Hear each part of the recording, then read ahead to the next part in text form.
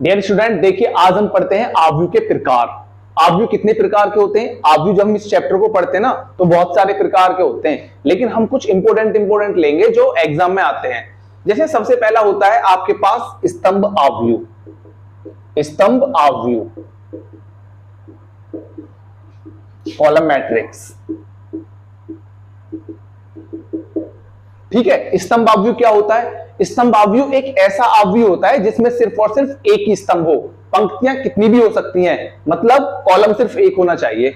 जैसे 2 3 5, ये मेरे पास एक मैट्रिक्स है। आपको इसमें देख रहा होगा कि सिर्फ और सिर्फ एक कॉलम है, तो इसी को बोलेंगे हम स्तंभ आव्यूह, जिसमें सिर्फ आपका एक ही स्तंभ हो, जैसे कि इसमें लिखा हुआ है। ठीक है, दूसरा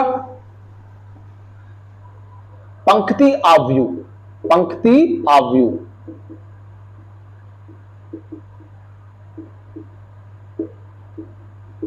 रो मैट्रिक्स। पंक्ति आव्यूह क्या होता है? देखिए, पंक्ति आव्यूह एक ऐसा आव्यूह होता है जिसमें सिर्फ एक पंक्ति हो। इससे पहले वाले में एक कॉलम था, इसमें एक पंक्ति हो। जैसे 2 3 5। देखिए, आप बताइए इसमें कितनी पंक्तियां हैं? एक पंक्तियां हैं, 2 3 5, लेकिन कॉलम कितने? 1 2 3। यहां पे कॉलम का कोई लेना देना नहीं है। पंक्ति आव्यूह में सिर्फ एक ही पंक्ति होती है, उसी आव्यूह को कहते हैं पंक्ति आव्यूह, जिसमें सिर्फ एक ही पंक्ति हो। ठीक है, अगला वाला देखिए, वर्ग आव्यूह। वर्ग आव्यूह,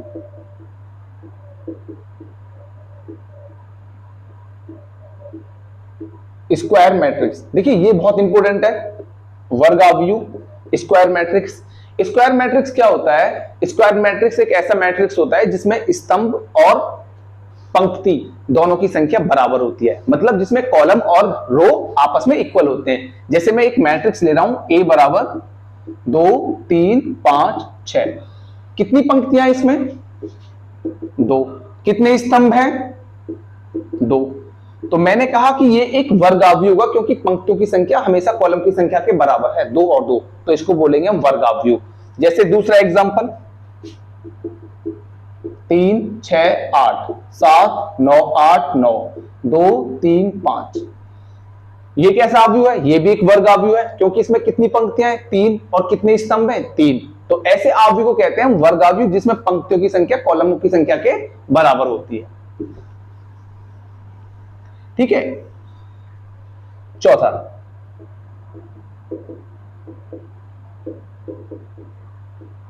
शून्य आव्यूह। इसको इंग्लिश में कहते हैं जीरो मैट्रिक्स। Zero matrix. देखिए, जीरो मैट्रिक्स क्या होता है? जीरो मैट्रिक्स शून्य आव्यूह एक ऐसा आव्यूह होता है जिसमें हमारे सारे एलिमेंट्स, सारे अवयव जीरो होते हैं। उसका ऑर्डर कुछ भी हो, लेकिन उसके अंदर सारे एलिमेंट्स 0 0 0 0 होने चाहिए।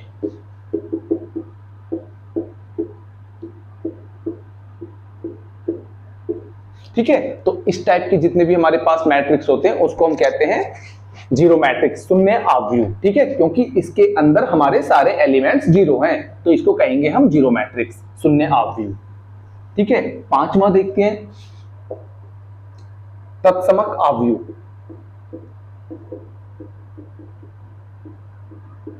Identity matrix.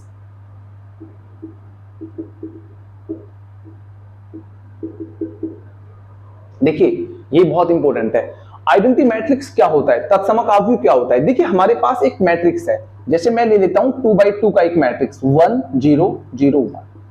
ठीक है, इसको हम तत्समक आव्यूह कहेंगे। अब इसकी पहचानते कैसे? देखिए, इसका जो ये डायगोनल जो होता है ना, ये 1 1 होता है और बाकी सारे एलिमेंट्स 0 होते हैं। अब ये हमें पता है कि ये कितना, इसका ऑर्डर क्या है, इसकी कोटि क्या है? 2 गुणा 2, तो इसको हम शो करेंगे I2 से।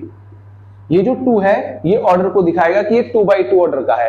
अगर इसी तरीके से एक और एलिमेंट्स है 1 0 0 0 1 0 0 0 1, इसको बोलेंगे I3। ये भी एक तत्समक आव्यूह है, 3 by 3 ऑर्डर का। ठीक है, ये बहुत ही इंपॉर्टेंट है और स्पेशल है ये तत्समक आव्यूह आइडेंटिटी मैट्रिक्स।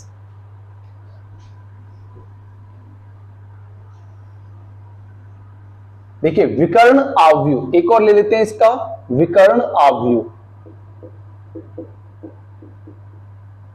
विकर्ण आवयव। देखिए विकर्ण आवयव क्या होता है, जैसे हम एक मैट्रिक्स लेते हैं 2x2 का, A बराबर 2 0 0 5। आपको इस मैट्रिक्स में साफ दिख रहा है कि जैसे मेरे पास कोई स्क्वायर होता है, कोई वर्ग होता है और उसका विकर्ण होता है ये, तो जो इसका विकर्ण है ना वो कोई नंबर्स हैं और बाकी सारे एलिमेंट्स जीरो हैं, तो ऐसे आवयव को कहते हैं विकर्ण आवयव। जैसे और भी है इसके एग्जांपल 2 0 0 0 5 0 0 0 6। आपको इसमें बिल्कुल क्लियर दिख रहा होगा कि ये एक क्या है विकर्ण और ये क्या है एलिमेंट्स, बाकी सारे एलिमेंट्स क्या हैं जीरो, तो ऐसे आवयव को हम कहते हैं विकर्ण आवयव। ठीक है, तो इसमें हमने कुछ आवयव के प्रकार पढ़े थे और आगे हम इसी तरीके से देखेंगे।